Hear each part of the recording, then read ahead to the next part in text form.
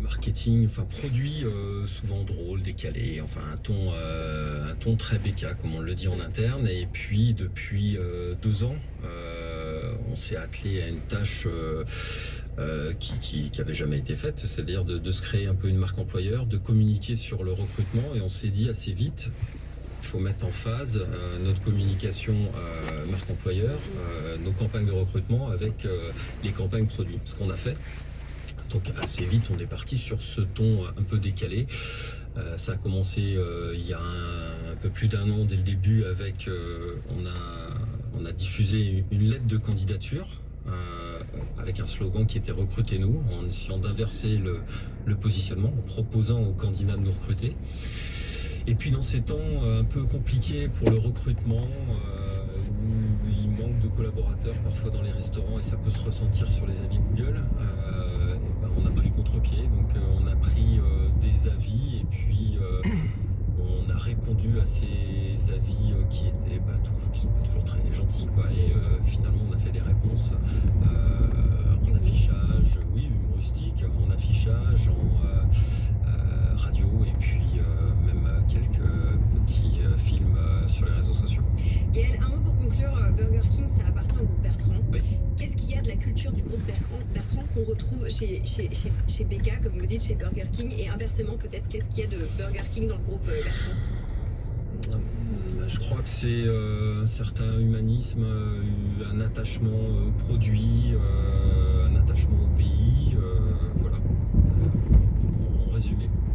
Vous avez beaucoup utilisé le masculin pour parler des différents postes. Est-ce que vous avez une certaine parité ou est-ce que vous y travaillez? Non, alors je m'en excuse si j'ai parlé au masculin. En 2022, je suis obligée de vous challenger. Ouais. Non, clairement, sur toutes les répartitions et sur tous les indices dans toutes les sociétés, grosso modo, on est quasiment à l'équilibre systématiquement, voire même parfois on a, vous savez, les fameux indices, parfois on n'est pas à 100%, parce que dans les générations plus élevées, il y a plus de femmes que d'hommes, donc on perd des points de ce fait. Je crois que tant que vous êtes à 73, ça va.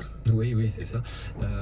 Mais on est sur, en termes de nombre de personnes, on est en égalité absolue. Et dans votre clientèle, est-ce que les hommes mangent plus de la viande ou est-ce que vos recettes veggie font succès auprès des deux sexes?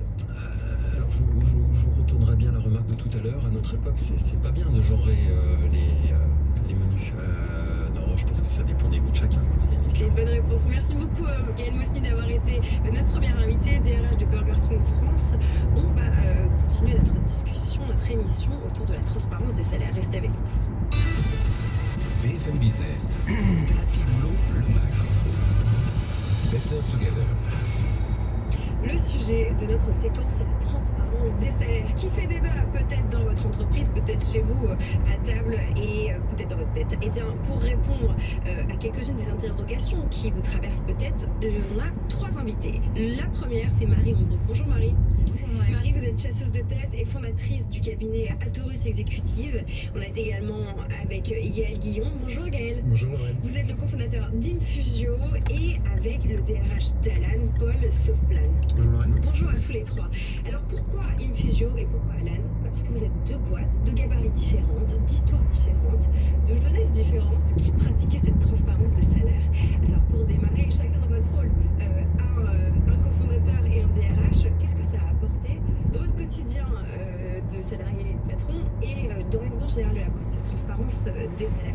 Peut-être vous pour commencer, Yael. Alors nous, c'est plus que de la transparence, puisque chacun définit librement sa rémunération et on le fait en collectif, donc c'est effectivement et transparent et libre. Ce que ça a amené, c'est une forme d'engagement et de capacité à travailler au service de la mission de l'organisation en collectif et dans une logique de pair et non plus dans une logique de structure dirigeants salariés ou collaborateurs face à des patrons. Donc on est vraiment dans une dynamique où on va pouvoir construire et faire ensemble sans se préoccuper ni d'historique, ni du statut, ni de quoi que ce soit. Et chez vous, Paul, chez Alan? Chez nous, c'est un sujet de confiance surtout. C'est-à-dire une boîte dans laquelle il n'y a pas de transparence, notamment sur des questions aussi sensibles, un peu évidentes que les salaires. Les gens se posent des questions, ça rajoute de la pression et in fine tout le monde y perd. Et c'est vraiment ça au quotidien ce que ça a pu changer pour nous, je pense. Ne plus avoir peur de parler de cash. On a sondé LinkedIn avec LinkedIn Actualité sur ce sujet. On a fait un petit sondage. On vous a demandé demandé si vous étiez favorable à la transparence des salaires et à 83% sur LinkedIn, public peut-être déjà un petit peu acclimaté, vous dites oui et vous dites non à 16%. Marie, dans votre quotidien de chasseuse de tête et de conseillère aux entreprises et à l'oreille des recruteurs, est-ce que vous sentez que ça monte ce sujet, qui monte depuis longtemps, ou que bon, c'est un peu comme la semaine de 4 jours, on en parle mais ça concerne pas tout le monde? Alors moi, ça fait plus de 10 ans que je fais ce métier de chasseur de tête. J'ai fait passer plus de 10 000 entretiens d'embauche. On m'a posé beaucoup de questions. Est-ce que je peux avoir une voiture avec un cuir rouge? Est-ce que je peux avoir accès à une piscine? Est-ce que je peux avoir une piscine olympique? Je le précise. Mais personne, en 10 ans qu'elle ne m'a posé cette question de savoir est-ce que l'entreprise pratiquait la transparence des salaires. C'est improbable. C'est improbable. Mais j'en ai eu des questions bizarres aussi. En tous les cas, ce que je pense, c'est que c'est un bon mouvement. Moi, j'y suis favorable. Et notamment, je pense qu'on abordera la question dans les annonces, pas de mettre les salaires. Mais c'est encore arrivé jusqu'au candidat. Et j'ai aucun client qui, à date, m'a dit moi, je le pratique. Alors, vous, Yael, chez Infusio, vous avez tenté de mettre cette transparence des salaires en place en 2017, je crois. Ça a été raté, et puis vous avez recommencé. Alors, racontez-nous rapidement cette itinérance. Oui, la première fois, on a proposé que chacun détermine librement sa rémunération. Mais on l'a fait sans On peut peut-être préparer. préciser ce que vous faites pour Oui, voir voilà. le secteur quand même. Oui, tout à fait. On a un cabinet de conseil qui accompagne la transformation des clients qu'on accompagne, donc public, privé, lucratif, non lucratif, vers des modèles à vocation régénérative, donc dans des transformations de business model, de gouvernance et de culture. Et on expérimente au sein de notre propre organisation les limites actuelles des organisations. Donc on va chercher les frontières et on va essayer de repousser la frontière le plus fortement possible.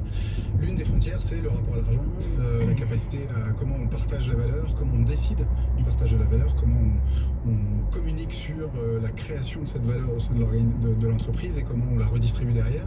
Et le fait de partager les salaires, c'est de rendre transparent et de laisser chacun décider librement de sa rémunération, c'est un bon moyen de pousser un petit peu les limites.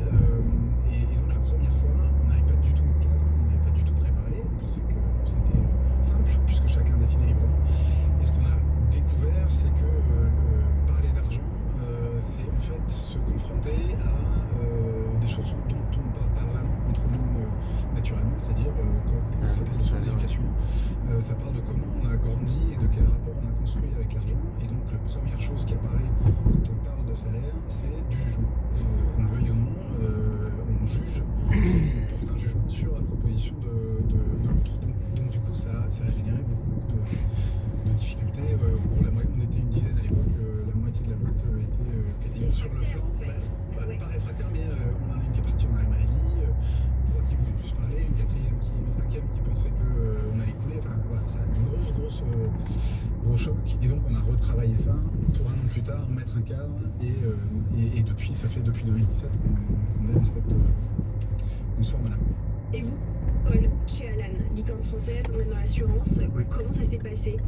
Alors c'est intéressant ce que tu dis, parce que pour le coup, c'est une décision qui a été prise par les fondateurs depuis le tout début. Moi, Depuis le départ. Depuis le départ, moi j'étais salarié numéro 3 ou 4 et j'ai été recruté selon une grille.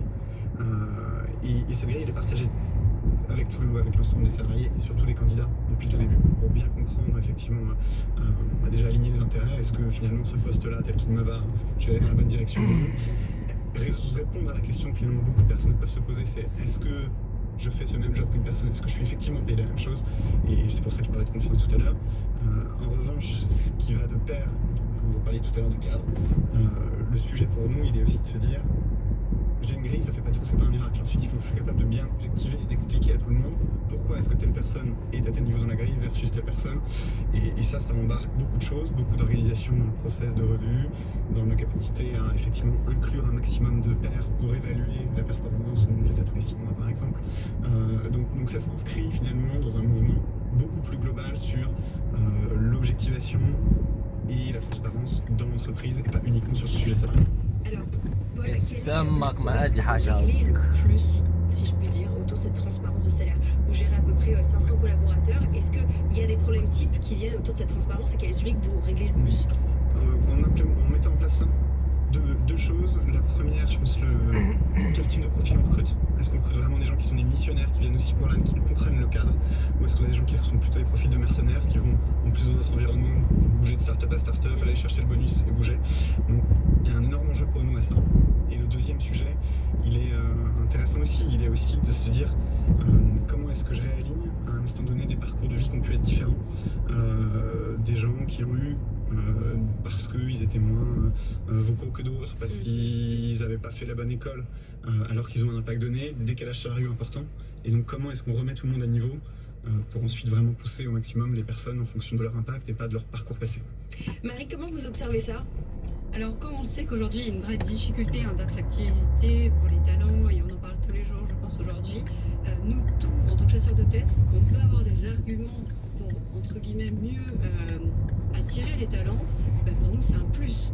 Donc ça c'est quelque chose de très positif. Après moi je pense qu'il faut quand même mettre un warning aux personnes qui nous écoutent, parce que c'est très bien, mais il faut vraiment comprendre que la personne doit complètement adhérer à cette culture, sinon ça emmène à l'échec assez rapidement.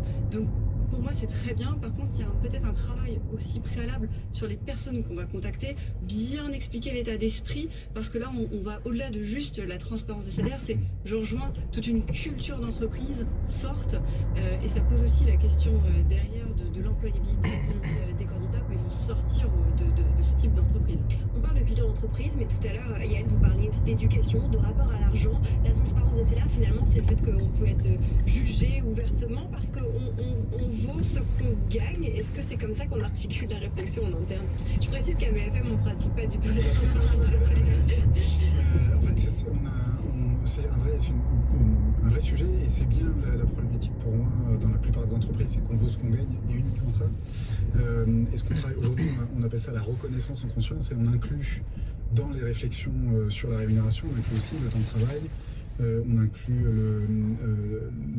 les vacances, puisqu'on est en vacances illimitées, c'est complètement relié, et tout ce qui est autour des avantages en nature de tous ordres. Ça peut être une carte de transport SNCF comme une voiture ou un abonnement Autolib quand il y avait une Autolib de fonction, donc d'une certaine manière. Donc c'est vraiment cette globalité-là qui est intéressante à regarder, c'est sortir de quelque chose qui est très restrictif et très